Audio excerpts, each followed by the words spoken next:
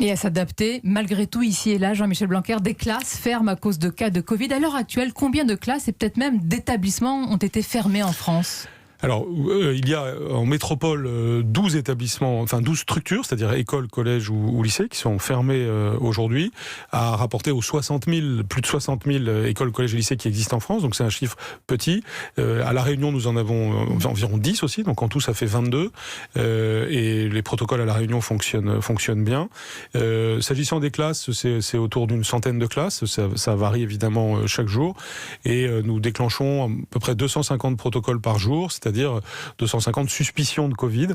Et ce qui est intéressant à noter, c'est qu'évidemment, les suspicions de Covid qui peuvent exister, elles sont liées à des facteurs externes à l'école, à des personnes qui souvent avaient pu être éventuellement contaminées avant la rentrée ou dans leur vie personnelle. Bien sûr, et pour ceux qui nous écoutent, je pense aux parents, quelle est la procédure précise quand un élève est testé positif ? Qu'est-ce qui se passe ? Alors, il se passe pour l'école ce qui se passe dans le reste de la société ou dans d'autres structures, c'est-à-dire que d'abord la personne est immédiatement isolée, on lui demande de rester chez elle si elle est chez elle au moment où élève ou où cela se enseignant. voit, élève ou enseignant, quelle que soit la personne.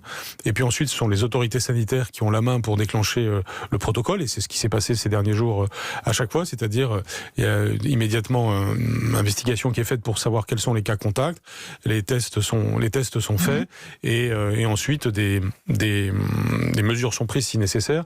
S'il y a plus de 3 cas de Covid, ça déclenche la plupart du temps une fermeture de la structure. C'est une règle, plus de 3 cas de Covid, fermeture d'une structure. Les autorités sanitaires font preuve de discernement et de souplesse, puisque chaque cas est un cas particulier, mais généralement c'est 3 cas de Covid qui déclenchent une fermeture. Alors on pense aussi aux parents qui ne sont pas forcément en télétravail et qui vont récupérer en journée les enfants. Est-ce que pour ces parents, Jean-Michel Blanquer, ils pourront être arrêtés pour garder leur enfant en cas de fermeture de classe ?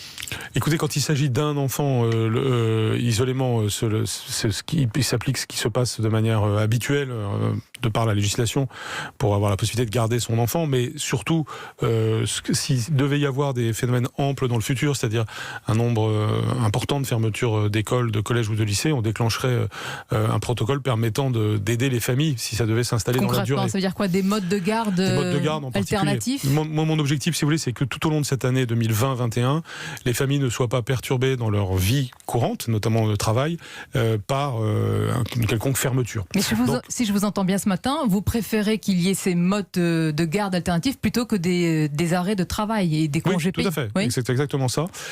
Par ailleurs, il y a plusieurs choses à dire sur une telle question.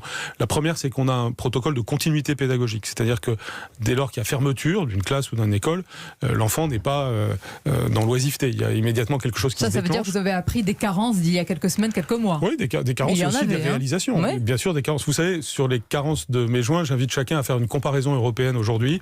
D'ailleurs, sur la rentrée, j'invite chacun aussi. Quand on se compare, on se console aujourd'hui ?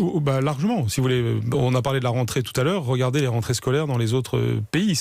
Dans certains, c'est un enjeu de crise de la société. Donc, et ce que nous avons fait en mai et juin nous a bien préparé à faire la rentrée de septembre.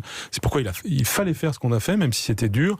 Et on peut parler de carences, bien sûr, et on apprend et de ses limites et de ses réalisations. Il y a eu aussi justement des réalisations en mai-juin qui nous permettent aujourd'hui de nous entraîner sur la continuité pédagogique. Donc concrètement, ça veut dire déclenchement de ma classe à la maison, du CNED, et puis nous avons enregistré des centaines d'heures de cours qui peuvent être utilisées le cas échéant. Mais concrètement, s'il n'y a pas de solution locale de garde, il pourrait y avoir des aides spécifiques aux parents. Est-ce que vous y travaillez ? Oui, tout à fait. Quelle piste ? La piste serait que les parents gardent... c'est des parents qui seraient obligés d'avoir l'enfant à la maison et qui par ailleurs travaillent, pourraient être aidés pour les gardes d'enfants à la maison.